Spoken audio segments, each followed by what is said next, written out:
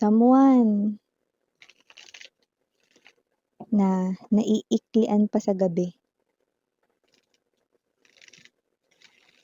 Yung maikli na nga yung gabi, naiiklian pa siya. Maaaring kulang siya sa tulog. Alam mo yung pagod na yung katawan niya, gustong-gusto na matulog. Pero yung diwa niya gising na gising. So, alamin natin kung sino to. Just take only what resonates, okay? And feel free. Nakunin lang yung kumokonek sa inyo, right? Let's go ahead and check this. Thank you so much, Archangel Michael, together with the guardian angels of collective and even their ancestors, always present. Thank you so much. Yun. Let's get it on.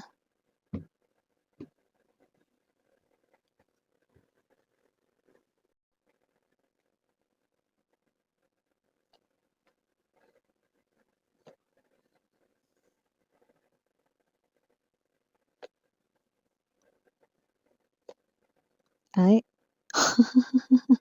Oh, may nagrereklamo dito May nagrereklamo dito mga babes, okay? Oh, center ng reading, strength energy. Right beside this, 6 of Swords to the 9 of Coins. Let me see what's happening here. Ilina muna natin lahat ng energies dito. Oh! Okay, High Priestess now. Bottom of the deck, we have the 8 of Swords, the 9 of Wands, and the 2 of Wands. So, kasi naman tong energy na to, no, puro ka raw amba. Puro ako amba, Miss Yan, anong ibig niya sabihin, no? Alam mo, mga babes, no, I thought this is new love right in here, no? Pero hindi pala, no? Eto palang may ganang magsabi rito ng puro ka amba ay ang ex-lover mo. Ayun, no? So, whatever the case may be, I do see that your ex-lover right in here, no, ay someone na Tower, King of Cups energy, no? Para na siya ritong nababaliw sa kakaasa sa'yo. Bakit Miss Yan, pinapaasa ko ba siya? Sinabi ko bang umasa siya? You are looking right here, you are appearing as the 9 of Coins energy. You are not paying attention sa kanya rito, no? Hindi kanya mabasa, hindi kanya ma-read. So, I do see that whoever this energy is, no, may energy rito na parang diretsahin mo na lang daw, pwede ba? Kung hindi mo na siya bibigyan ng chance, pwede bang diretsahin mo na lang, yan, no? Kasi hindi ka niya rito mabasa, hindi niya alam yung tunay na nararamdaman mo, hindi niya alam kung ano nangyayari rito, no? So, I do see na kahit na nagkasama kayo at nagkarelasyon kayo dati, no, hindi niya nakikilala yung dating ikaw, yun. Siyempre 'no, nagbabago rin naman ang mga tao 'no, may nagma-mature, may mga naiiwan na immature. Siyempre choice nila yun.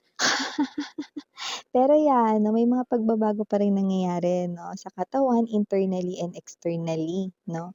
So whatever the case may be 'no, yung mga immature puwedeng mas lalong nagiging immature, 'di ba? Or yung mga dating immature nagma-mature 'no. Dito naman parang masisiraan na rito 'no ng bait itong iyong ex-lover dito 'no, kasi umaasa pa rin siya sa'yo rito. Hindi niya naman sinasabi na pinapaasa mo siya, pero nga this person right in here 'no, ay posible rito na pinapakiramdaman ka niya. Baka may mga ginagawa siya rito, konti lang naman, wala masyadong effort.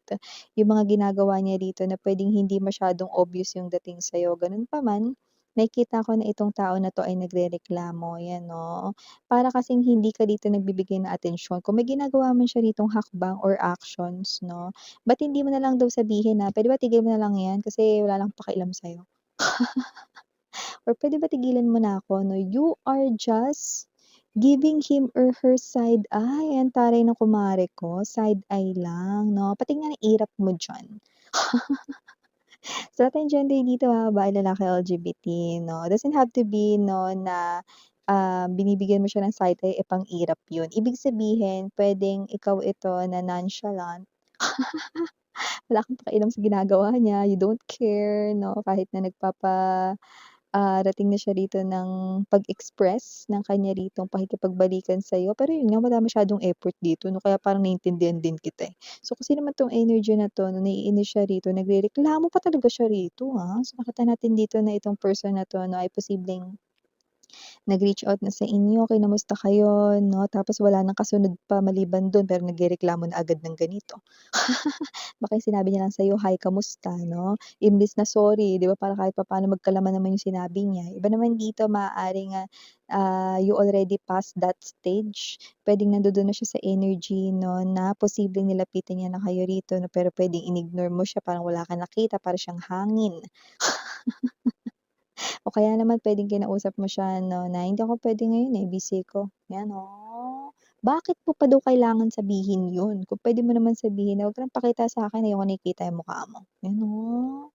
Mga gano'ng klase ng energy, gusto niya diniretsa mo na siya or diretsahin mo na siya dito kasi ang hirap daw. Nahirapan ka. Kasi naman 'tong energy na 'to, ayan 'no, hindi niya nakita kasi dito yung paghihirap mo dati, So, whoever this energy is 'no, ayan 'no, sa konting maliit na bagay ng pagbibigay mo rito 'no, ng walang atensyon or kawalan ng atensyon sa ginagawa niya, yun yung nagti-trigger sa kanya ritong pagrereklamo. So, bago natin pag-usapan itong pagrereklamo niya, bati muna natin everyone. Hi and hello there everyone. My name is Yan. Welcome new subscribers. At Raining is Tambayos. Thank you so much kung hindi niyo pa alam, meron pa tayong main channel, ang The High Priestess. Link down below lang sa ating description box. If interested, i-click lang yan para makarating kayo there araw-araw ay nag-upload tayo ng collective readings for all signs doon. At yun nga, wala tayong gender dito So, bali lalaki LGBT+. Timeless tayo, pwede nangyari na sa iba, nangyayari na sa iba, mangyayari pa lang. Kaya naman, just take only what resonates. So here, I do see that your ex is still in love with you. Dati siyang walang pakialam sa'yo, oo, pero may pakialam na siya ulit ngayon sa'yo. Actually, umaasa siya rito sa inyo, 'no, at para na siya ritong matatanggalan 'no, ng tornilyo. Siguro may mga ilan ng natanggal sa tornilyo sa utak niya.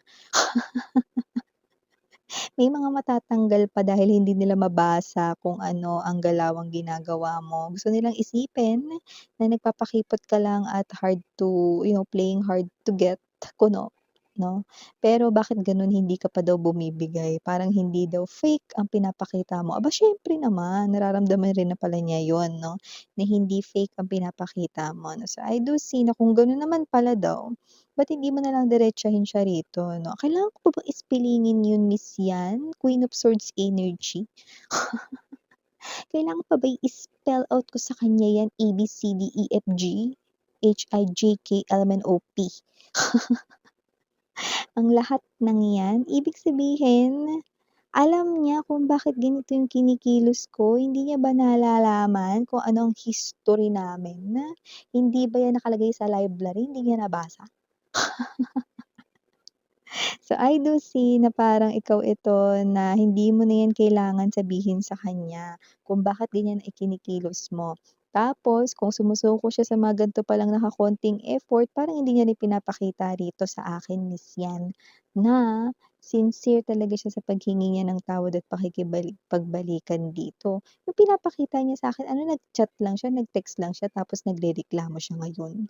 Hindi lang ako nag-reply, ako nga hindi niya ako pinansin, ang dami ko sa kanyang messages, tumawag pa ako, pumunta pa ako sa kanila, tinaguan niya ako.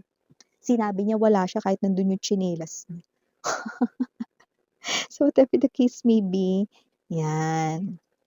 So, definitely hindi ko maitatatawa sa inyo, nagrereklamo nga talaga siya rito 'no, and I do see na this person here 'no, kahit nagrereklamo siya, nakita ko rito that with the King of Cups energy, this person here ay worried sa love, yan worried siya sa love kasi nakikita ko dito na parang gustong-gusto ka niya na ngayon, pero hindi ka naman niya makuha-kuha, yan. Ay, sana kasi inalagaan mo 'to si collective tapos ngayon, ay. So, nakikita natin dito na kung sino man 'tong energy na problemado. Kahit dinadaan niya rito sa ibang bagay, umiinom ng alak rito, meron rin dito mga pinapakilala sa kanya, wa-epek. Kasi nakikita natin dito na ikaw ang kanyang hanap at ikaw talaga ang kanya ritong gusto. O tama yun, kasi hindi mo talaga puwedeng palitan na lang basta yung taong gusto mo. Hindi ka puwedeng basta magpalit lang ng crush. Ano 'to, auto pass, 'di ba? Hindi puwedeng gano'n. So ngayon, lumalala ng lumalala yung feelings niya sa'yo, kinakain na siya ng sistema dito ng pag-ibig sa'yo. Okay, kahit na may mga iba pa ditong mga isda sa lambat, hindi niya yon pinapansin, 'no? So, I do see that whoever this energy is, so this person here ay really into you. Pero hindi na nga umaandar or tumatalab ang charm niya sa'yo. Kaya medyo nagwo-worry siya rito na baka maging single siya for life. Okay, so, nakikita ko dito buti pa mag-umpisa na siya mag-move on ngayon. Kasi for a lot of energies ninyo, if wala kayo ritong makukuha at mapapala sa kanya, 'wag na lang, auto-pass na ako miss 'yan, 'yan oo. Yung iba kasi sa inyo rito puwedeng, tingnan ko kung hanggang saan yung kaya niya. Pero wala siyang pinapakita ritong effort, so 'wag na lang, yung gano'ng klase ng energy. So parang nagbibigay ka sa'kin ng energy ng, hindi ko siya kailangan miss 'yan. Hindi siya kawalan, yun. So, I do see that more likely you are embodying the energy here of mas mabuti pang maging single ako miss yan kaysa patulan ko siya ulit.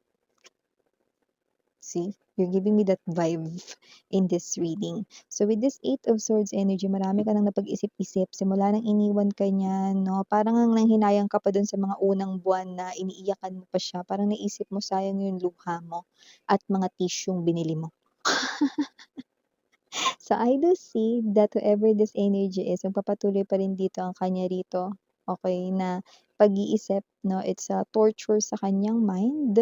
And I do see na sa mga darating na mga buwan, no, makikita niya yung sarili niya more likely sa crossroads. Kasi parang kahit naiisip niya na mag-move on from you, lagi niya matatagpuan yung sarili niya sa dalawang daanan. Kasi pag pinili niya rito mag-move on at sinukuan ka niya, alam niyang sumusuko ka na, eh, dun siya mas lalong nahihirapan.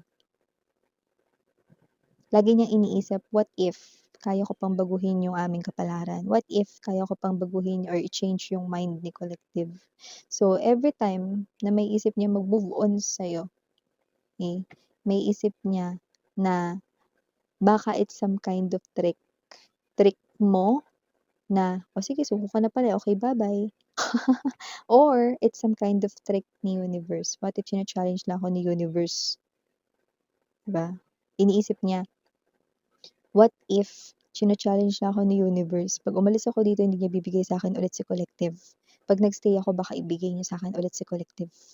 Yeah, yun yung nakikita ko magiging crossroads niya dito sa mga darating na mga buwan. Ote, eh, 'di ba yan din yung pagka-spiral ng isipan mo way back then, nung hindi mo siya maintindihan, yung confused ka sa mga pinapakita niyang actions ta's hindi niya maipaliwanag bakit, tapos kamuka't-mukat bigla na lang lumabas yung katotohanan, mga sikreto naglabasan, 'no? Bumuga, 'di ba, 'no, ng maitim na usok lahat-lahat, 'no? Yun yung mga bagay na hindi mo maintindihan tapos biglang boom, 'di ba? Ay, so yun nakikita natin dito. But yeah, your person right in here experiencing this and will continue to experience this and it will be consistent right in here, no?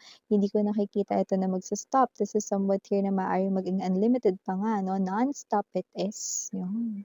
So, initials na nakikita natin dito, we have capital letter G, capital letter T, capital letter N, capital letter H, capital letter I, capital letter R, and capital letter M. For small letters, we have here O, T, A, N, L, S. For S, maaring dalawa pero maaring hindi dikit. Okay? Other small letters, we have U, Y, and last but not the least, we have B as in boy. So yeah, mga babes, ito yung mga mensahe na nakuha ko here for you guys in this channel naman. Please check out our other main channel natin ang The High Priestess. Link down below lang sa ating description box. So again, I'm Guriana, only for the girls saying Yana. Do not for the boys. Sarang Hey, love and light, yadra. Annyeong.